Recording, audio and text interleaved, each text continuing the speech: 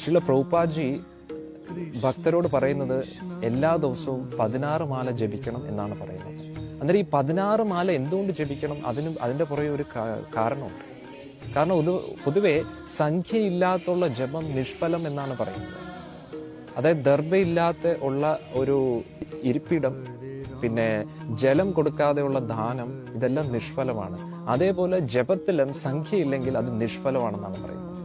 ഇപ്പോൾ ഉദാഹരണത്തിന് നമ്മൾ ജിമ്മിൽ പോവുകയാണ്, നമുക്ക് നല്ല ഫിറ്റ് ബോഡി വേണം. അന്നേരം 10 പുഷപ്സ് അടിക്കാമെന്ന് വിചാരിച്ചു. ഇന്ന് 10 പുഷപ്സ് അടിച്ചു, നാളെ 10 പുഷപ്സ് അടിച്ചു. അങ്ങനെ അത് കണ്ടിന്യൂ ചെയ്യുമ്പോഴാണ് ബോഡിയിൽ ഒരു മാറ്റം വരുന്നത്. പക്ഷെ ഇന്നൊരു 20 എണ്ണം അടിച്ചു, നാളെ 10 എണ്ണം അടിച്ചു, അന്നേരം പിന്നെ മാറ്റം പ്രതീക്ഷിക്കുന്നു. കൗണ്ട് കൂട്ടണം, പക്ഷെ കൺസിസ്റ്റൻസിയും വളരെ ഇമ്പോർട്ടൻ്റ് ആണ്. അതുകൊണ്ട് നമ്മൾ സംഖ്യയോടുകൂടി ജപിക്കണം.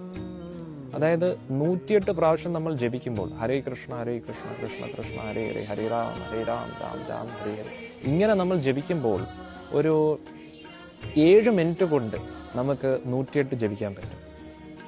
അങ്ങനെ അരമണിക്കൂർ കൊണ്ട് 4 പ്രാവശ്യം നമുക്ക് ജപിക്കാൻ പറ്റും. 1 മണിക്കൂർ കൊണ്ട് 8 പ്രാവശ്യം ജപിക്കാൻ പറ്റും. 2 മണിക്കൂർ കൊണ്ട് 16 പ്രാവശ്യം ജപിക്കാൻ പറ്റും. ഇതാണ് 16 മാല എന്ന് പറയുന്നത്. അന്നേരം ഹരേ കൃഷ്ണ ഭക്തരെല്ലാവരും, ഞാൻ ആശ്രമത്തിൽ ജീവിക്കുന്നു, പുറത്ത് ഗൃഹസ്ഥ ഭക്തരുണ്ട്, എല്ലാവരും കുറഞ്ഞ പക്ഷം 16 മാല എല്ലാ ദിവസവും ജപിക്കും. ഇത് അത്യാവശ്യമാണെന്നാണ് പറയുന്നത്. 24 മണിക്കൂറിൽ 2 മണിക്കൂറെങ്കിലും നമുക്ക് ഭഗവാന് കൊടുത്തൂടെ? ആ 2 മണിക്കൂർ കൊടുക്കുമ്പോൾ അന്നത്തെ ദിവസം മംഗളകരമായി, ബാക്കിയുള്ള 22 മണിക്കൂറും സൂപ്പറായിട്ടും. അതാണ് ആ 2 മണിക്കൂറിന്റെ ജപത്തിന്റെ ഫലം. രാവിലെ എഴുന്നേറ്റിട്ട് ജപിക്കാൻ പറ്റിയ ഏറ്റവും ഉത്തമം. ഒരു 4:30 എഴുന്നേറ്റ് കുളിച്ച് ഒരു 5 മണിയാകുമ്പോൾ ജപം തുടങ്ങിക്കഴിഞ്ഞാൽ ഒരു 7 മണിയാകുമ്പോഴത്തേക്ക് 16 മാല തീരും. അന്നത്തെ ദിവസം നിങ്ങൾ നോക്കണം, എത്ര മനോഹരമായിട്ട് പോകുന്നറിയാം, എത്ര മനോഹരമായിട്ട്. നിങ്ങൾക്കൊരു കവചം ഫീൽ ചെയ്യും ചുറ്റും.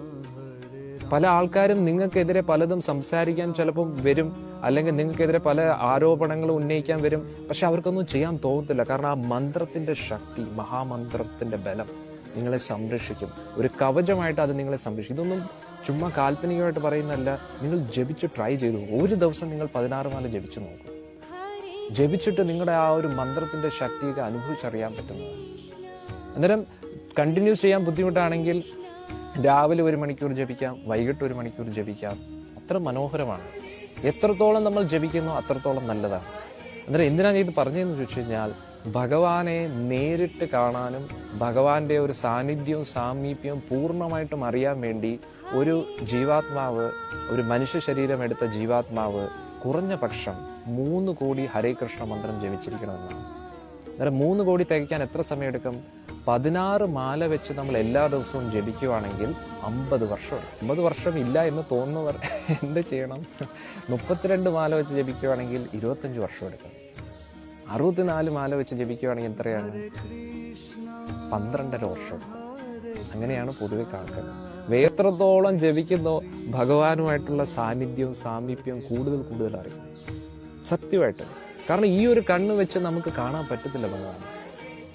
നമ്മുടെ ഹൃദയത്തിൽ ആ ഒരു മാലിന്യങ്ങൾ, നമ്മുടെ മനസ്സിലുള്ള കാമക്രോധ മോഹ ലോഭ മത മാത്സര്യമൊക്കെ പോകണം. അത് പോകണമെങ്കിൽ ചേതോ ദർപ്പണമാർജനം എങ്കിൽ മാത്രമേ പറ്റൂ.